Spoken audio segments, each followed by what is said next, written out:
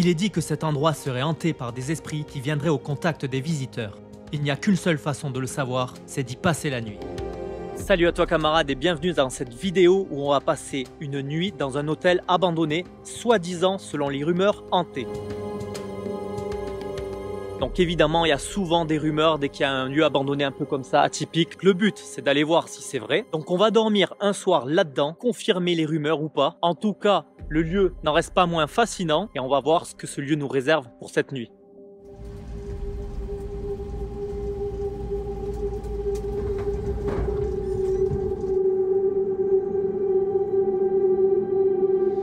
Je me suis rendu de nuit sur le site. Si potentiellement on me voit arriver, forcément on peut peut-être me dégager d'ici. Bon, je suis au rez-de-chaussée. On va commencer à explorer. Les étages. Je décide de faire un bout d'exploration à l'ancienne. Je confectionne une torche pour que l'exploration soit en raccord avec les mystères de ces lieux.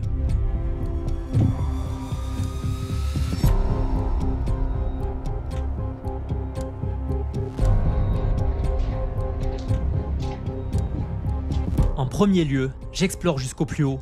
Ici, 3 étages et un sous-sol composent la structure de l'hôtel. Je pense que là où je préférais dormir, c'est tout en haut. Comme ça, j'ai une vue imprenable sur les champs. Tant qu'à faire, dormir le plus haut possible. Et dans les combles, c'est pas mal. J'essaie donc de trouver un accès à ce 5e niveau pour accéder aux combles. Mais après avoir fouillé dans tous les sens, il n'y a visiblement aucun accès.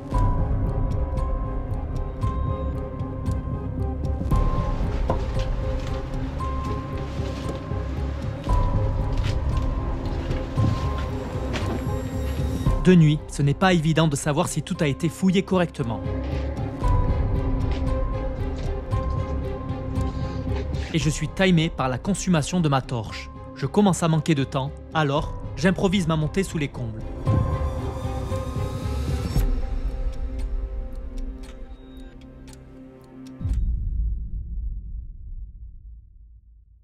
Bon, l'accès aux combles a l'air compliqué.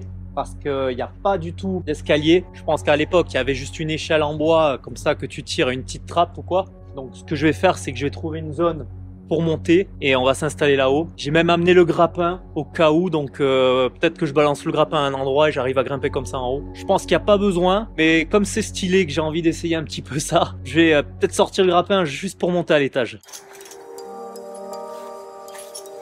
En soi, pas grand-chose me sépare de ce dernier étage, car le plancher n'est qu'à 2,50 m du sol sur lequel je me trouve.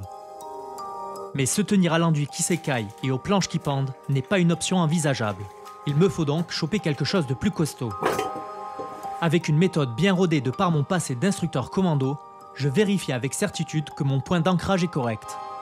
Je me hisse sur ces derniers 50 cm grâce à quelques nœuds confectionnés sur la corde. Puis une traction sur cette poutre et le tour est joué. Nous voilà en haut. Alors attention, il faut faire gaffe à ce genre de trou. Là, j'ai marché sur ce qui était un peu humide là comme ça. Regarde, il passe à travers déjà. Donc on va trouver de quoi s'installer. Hein. Je pense que entre ce poteau là, je sais pas si tu vois là, entre ce poteau et celui-là, je pense qu'on peut mettre le hamac et on sera pas mal.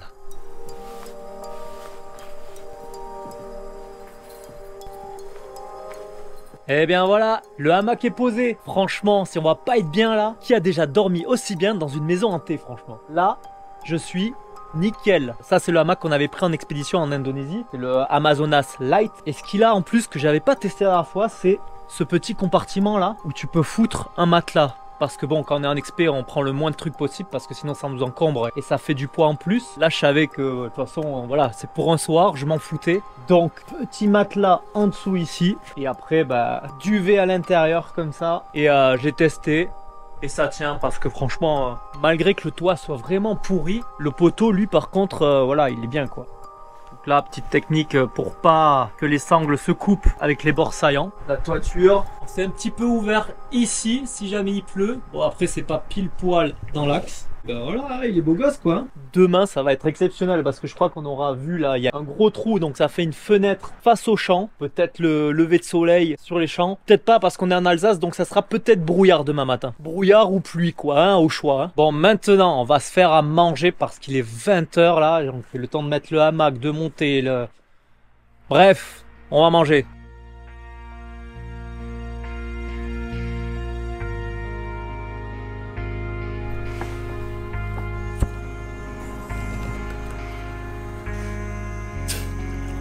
Tu vas me dire, le type, même quand il est pas en XP, il prend des lyophilisés. Bah ouais, mais en fait, c'est pas si mauvais, tu vois, donc pourquoi pas. Allez, petite confession, le temps que ça cuise un peu. Pourquoi cette expérience? Pourquoi ça? Pourquoi dormir ici? Bah en fait, c'est tout simplement se rajouter une expérience. J'avais déjà ça au fond de moi, vouloir dormir dans des grottes, dans des maisons abandonnées, dans des lieux atypiques en tout cas. Et il y a quand même un livre qui a boosté tout ça. C'est un livre de Sylvain Tesson.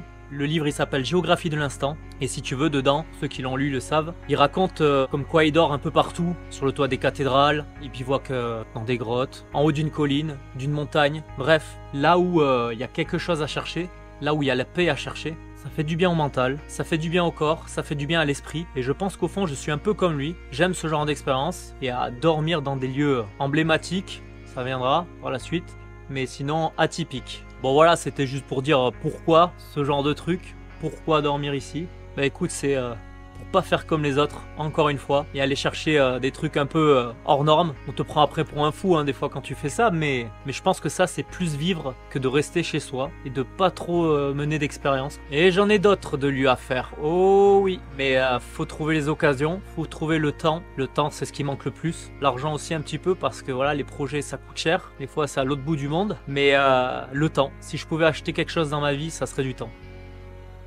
Et là, le temps, je le prends, enfin. Et on va continuer à partir en expédition, et voilà, hein. Ça va être cool, quoi.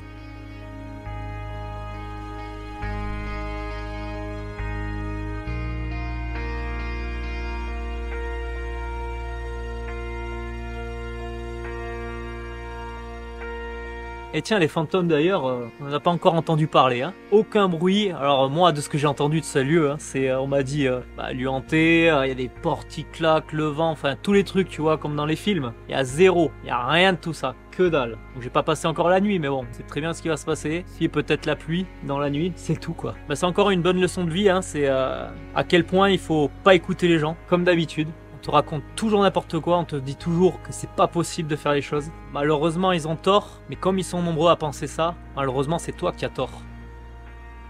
Et je crois que c'est quelqu'un de connu qui disait, alors je sais plus qui c'est, si tes choix, si tes décisions sont dans la majorité, alors remets en question tes décisions et tes choix. Et c'est ce que je fais constamment. Voilà, c'est un peu ma philosophie de vie, quoi. Mais bon, on verra demain pour les fantômes, hein. Tiens, regarde. Je parle à peine des fantômes et il n'y a plus de gaz. Ils l'ont arrêté au moment où j'ai commencé à parler d'eux. Regarde.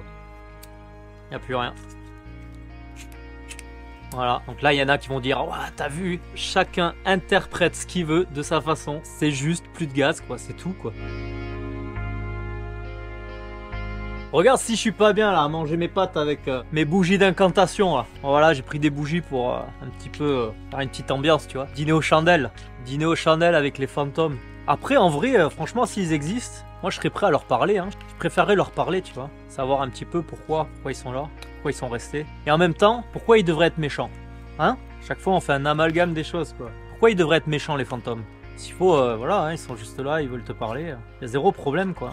Bon, je vais trop loin, là. J'arrête ici, je mange. Et au dodo, avant la pluie.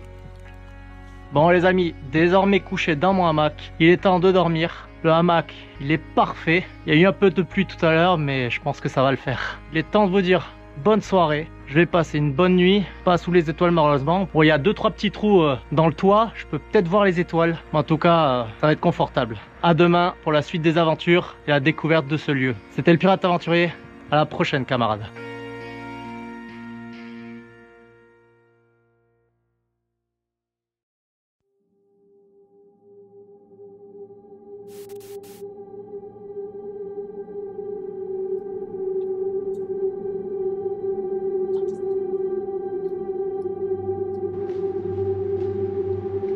Vers les 4 h du matin, la pluie me réveille. Alors je prends ma deuxième torche et décide d'explorer les lieux. Ce lieu n'est pas 100% clean non plus comme je viens de l'expliquer. L'hôtel n'a jamais ouvert ses portes et la fille du propriétaire y serait décédée à la suite d'une longue maladie. Mais rien de paranormal dans cette histoire.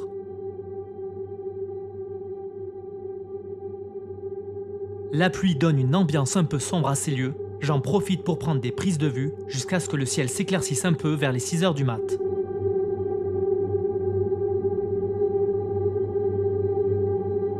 Puis je me recouche 1 heure pour attendre qu'il fasse plus clair.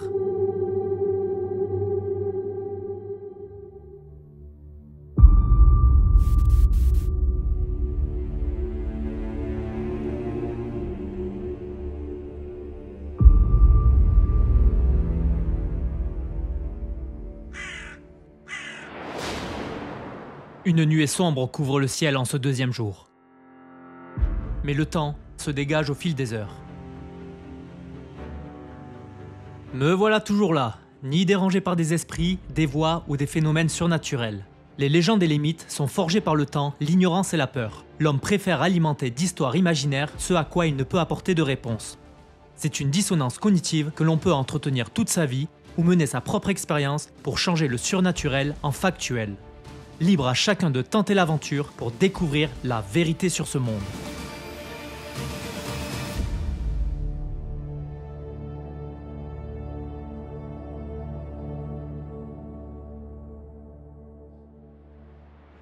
Bon ben voilà, une bonne nuit dans cet hôtel abandonné. Donc comme prévu, il a plu dans la nuit, vers les 4 h du mat là. Donc j'arrive plus trop à dormir depuis 4 heures parce qu'évidemment, là, ça me tombe un petit peu dessus. Il a pas trop plu mais bon, t'entends la pluie goûter sur ton duvet quoi. Donc c'est pas fun. Et voilà la vue que j'ai.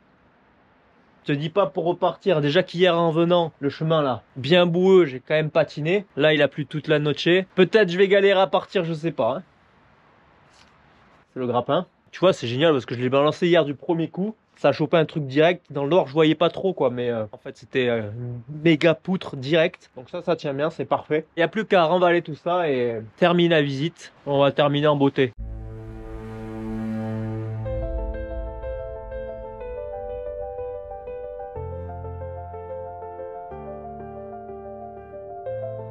La nature se réveille paisiblement autour de moi et le lieu commence à s'éclaircir. Je fais des allers-retours pour descendre toutes les affaires, puis je profite de l'instant présent et redonne vie à ces lieux oubliés de tous. La nature reprend ses droits en ces lieux. Il est fascinant de voir à quel point elle sublime ses ruines malgré les débris.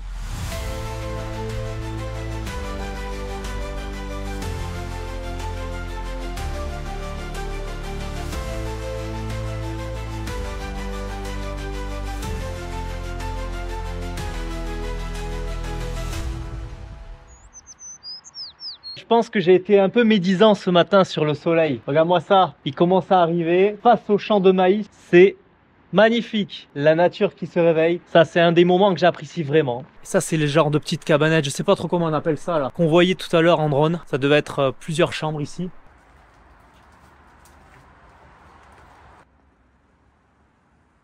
Il est bientôt temps de quitter ces lieux, mais comme promis tout à l'heure, je vais le faire en beauté.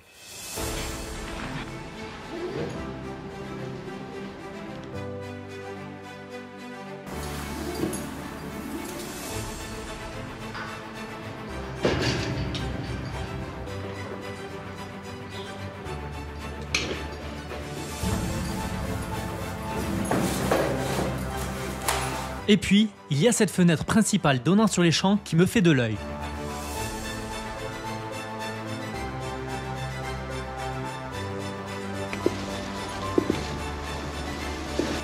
Le délire rappel est validé.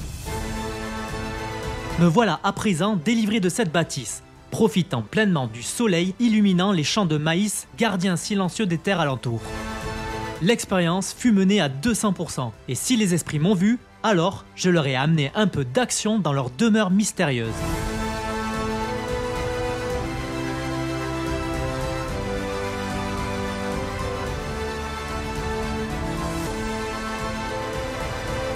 Cette expérience m'a donné envie de découvrir d'autres lieux similaires, plus emblématiques, plus énigmatiques. Mais ça, ce sera pour une autre fois.